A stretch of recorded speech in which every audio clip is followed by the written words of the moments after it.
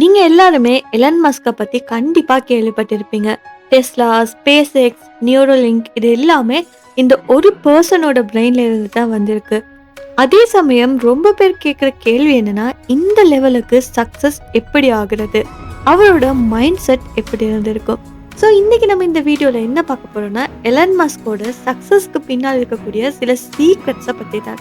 So video ரொம்பவுமே இன்ட்ரெஸ்டிங்கா and உங்க லைஃபுக்கு யூஸ்ஃபுல்லா இருக்கும். வீடியோவை ஸ்கிப் பண்ணாம எண்ட் வர கட்டியும் பாருங்க. இப்போ வாங்க வீடியோக்குள்ள போலாம்.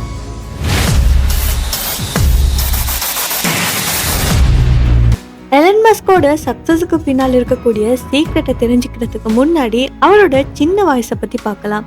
ஸோ இந்த எலன் மஸ்க் பார்த்தீங்கன்னா ஒரு சின்ன குழந்தையா இருக்கிறப்பவே அவருக்கு பிறந்த நாடு, அதாவது சொந்த இடத்துக்கான முக்கியத்துவம் பார்த்தீங்கன்னா ரொம்பவுமே குறைவுன்னு சொல்லலாம்.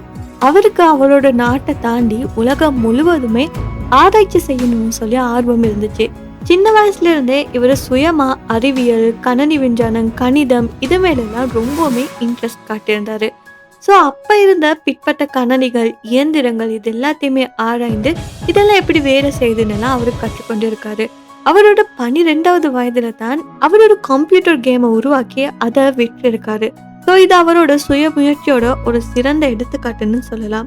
அது மட்டும் இல்லாம அவர் எப்பயுமே சிக்கல்கள், தவறுகள், தோல்விகள் இது எது இருந்தாலுமே அதெல்லாம் இருந்து பயிற்சி எடுத்து புதிய முயற்சிகளை அதை பயன்படுத்தி கற்றுக்கொள்றத ஒரு பழக்கமா வளர்த்திருக்காரு. ஸோ இதனால தான் சின்ன வயசுல ஏற்பட்ட ஆர்வமும் முயற்சியும் அவரை இன்னைக்கு உலகத்தோட மிகப்பெரிய சிந்தனையாளரா, விஞ்ஞானியா, தொழில்நுட்ப நாயகனா மாற்றிருக்குன்னு சொல்லலாம். ஸோ எலான் மஸ்கோட வாழ்க்கையை எடுத்தீங்கன்னா ஒரே நேரத்தில் அவர் வெற்றி பெற்றதா இல்லை. அவர் ஆரம்பத்தில் அதிக முயற்சிகள் செஞ்சு அதில் ஃபெயிலியரும் ஆகியிருக்காரு. ஸோ குறைந்த காலத்தில் ஆரம்பித்த சில நிறுவனங்கள் பார்த்தீங்கன்னா தோல்வி அடையுது. அது மட்டும் இல்லாமல் சில நிறுவனங்களை அவருக்கு மூடவும் நேர்ந்துச்சு. உதாரணமாக பேப்பர் நிறுவனம் ஆரம்பத்தில் ரொம்ப சவால்களை எதிர்கொண்டுச்சு. ஆனால் கடைசியில் பார்த்தீங்கன்னா அதோட விற்பனை வெற்றி பெற்றுச்சு. அதே மாதிரி ஸ்பேஸ் எக்ஸ் நிறுவனத்தை எடுத்தீங்கன்னா ஆரம்பத்தில் மிகப்பெரிய சவால்களை எதிர்கொண்டுச்சுன்னு சொல்லலாம்.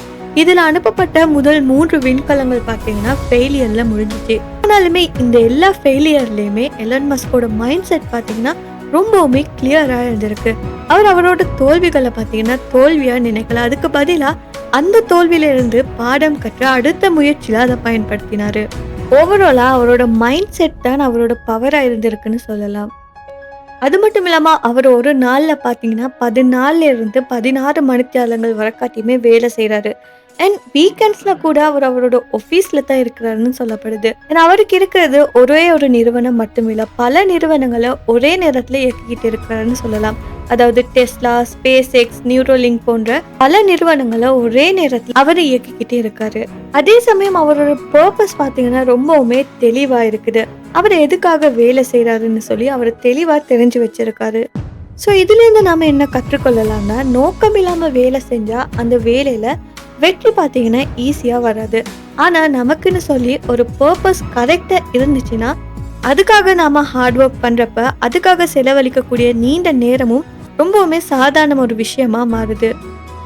எலன் மஸ்கோட ஹிஸ்டரி எடுத்து பார்த்தீங்கன்னா அவரோட லைஃப்ல அவரோட சீக்ரெட்டுக்கு பின்னால் இருக்கக்கூடிய இன்னொரு மிகப்பெரிய ரகசியம் என்னன்னா, அவரு மிகப்பெரிய ரிஸ்க் எல்லாம் எடுத்திருக்காரு. ஏன்னா அந்த ரிஸ்கை எடுத்தது மட்டும் இல்லாம அதுக்காக முயற்சியும் பண்ணியிருக்காரு. ஃபார் எக்ஸாம்பிள் டெஸ்லா மற்றும் ஸ்பேஸ் எக்ஸ் கம்பெனிகள் பார்த்தீங்கன்னா ஆரம்பத்துல மிகப்பெரிய ஆபத்துக்கள் இருந்துச்சுன்னு சொல்லலாம். ஏன்னா அதுக்கு மிகப்பெரிய முதலீடு செய்ய வேண்டியதா இருந்துச்சு. பல விஷயங்கள் பார்த்தீங்கன்னா தோல்வி அடையக்கூடிய அபாயம் எல்லாம் இருந்துச்சு. ஸோ அவரை சுற்றி இருக்கிற எல்லாருமே தடுத்தாங்க, இதை செய்ய முடியாதுன்னு சொல்லி சொன்னாங்க.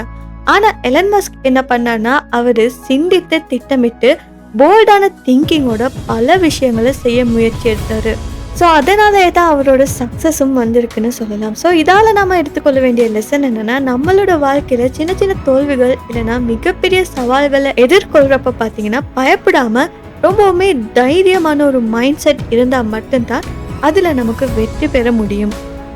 ஸோ எலன் மஸ்கோட சக்ஸஸுக்கு பின்னால் இருக்கக்கூடிய சீக்ரெட்ஸை பார்த்தோன்னா ஏர்லியா கியூரியாசிட்டி அண்ட் லேர்னிங் இருந்துச்சு. ஃபெயிலியர் மூலமா அவர் தைரியத்தை உருவாக்கியிருந்தாரு. அண்ட் அவர்கிட்ட இன்செனான ஒர்க் எத்திக் இருந்துச்சு, மிகப்பெரிய விஷன் இருந்துச்சு. அது மட்டும் இல்லாம எந்தவித ரிஸ்கா இருந்தாலுமே அதை எடுத்து அது மேல ஃபோக்கஸ் பண்ணி சக்சஸ் ஆகியிருக்காரு.